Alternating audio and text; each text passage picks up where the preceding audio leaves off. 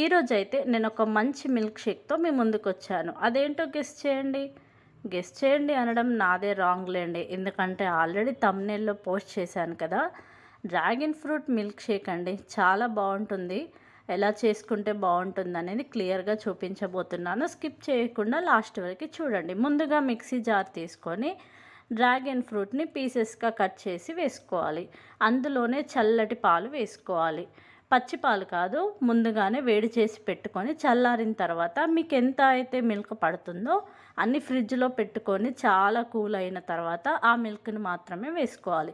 నేను చూపిస్తున్న స్పూన్తో 2 స్పూన్స్ షుగర్ వేసుకున్నాను. మీకు నచ్చితే షుగర్ కాకుండా హనీ కూడా వేసుకోవచ్చు.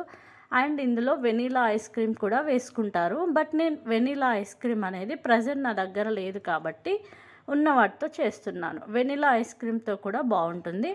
అన్నీ వేసుకొని మిక్సీ పట్టుకోవాలి. అండ్ డ్రాగన్ ఫ్రూట్ మరీ మెత్తగా కాకుండా ఇలా మధ్య మధ్యలో పీసెస్ ఉండేటట్టుగా మిక్సీ పట్టుకొని గ్లాస్లోకి సర్వ్ చేసుకొని తాగేస్తే చాలా టేస్టీ అండ్ హెల్దీ అని చెప్పొచ్చండి. Dragon fruit milk shake ready. నా వీడియో కనుక మీకు నచ్చితే లైక్ చేయండి.